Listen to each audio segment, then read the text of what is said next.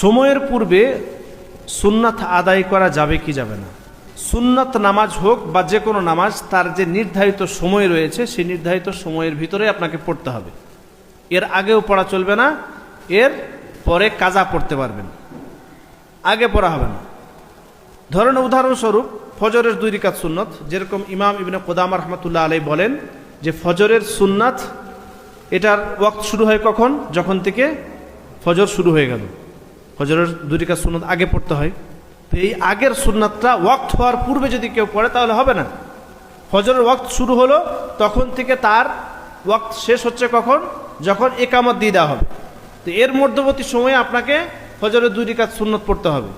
এভাবেই পরের যে সমস্ত সুন্নত রয়েছে তার সময় হচ্ছে যখন আপনার ফরজ নামাজ শেষ হয়ে গেল তখন থেকে নিয়ে ওই ওয়াক্ত শেষ হওয়া পর্যন্ত।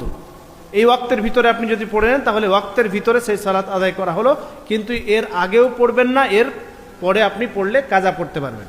কোনো সময় এরকম যদি হয় যে জোহরের পরের 4 রাকাত সুন্নত আপনি পড়তে পারেননি, একদম পড়তে পারেননি করে আপনার আসর পেরিয়ে গেল, তারপরে আপনি সুন্নত কাজা করতে পারবেন কি পারবেন না? পারবেন। আল্লাহ রাসূল সাল্লাল্লাহু আলাইহি ওয়াসাল্লাম করেছেন, সুন্নতেরও কাজা করেছেন। কেউ যদি সুন্নতেরও কাজা কোনো সময় করেন তাহলে করতে পারবেন।